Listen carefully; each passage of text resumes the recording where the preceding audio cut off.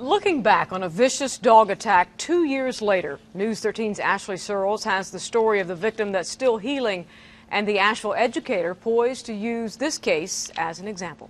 I don't even go walking anymore, and if you ever was to see me walking, I'd probably have a big stick or something, because it would have been a different news story if I'd had a stick in my hand that day. Christy Palucha was walking through Northview Mobile Home Park when a pit bull pushed out an AC unit and charged out of a trailer window. I was able to get a little bit away before it dragged me back down the hill. She says the attack lasted 5 or 6 minutes. I reached down and I pried its jaws out of my leg, but when I did, my face was down like this and it just jumped up. And there were 4 surgeries, $55,000 in hospital bills, and 10 months of wearing sunglasses in public.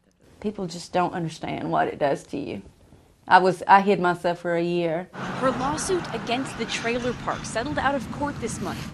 They'll pay her medical costs, restitution, and pain and suffering compensation. The rules were you could not have dogs like that. Gunner, shown here before he was put down, was at least 30 pounds over the neighborhood's pet weight limit. I'm sure that the environment was overly frustrating for the dog and that the dog probably wasn't getting enough exercise. Yes. Asheville dog behaviorist Kim Brophy was called to be an expert witness in the case. There was 3 or 4 instances just in the last couple of months of deaths or maulings to other animals or to people that I think could have been prevented if people understood. Learning, environment, genetics, and self are what Brophy says shaped Gunner's and every dog's behavior.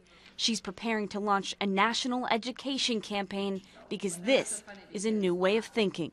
Because genetics can play a role, you want to buffer against the role that it plays for the safety and well-being of all parties. In Asheville, Ashley Searles, News 13.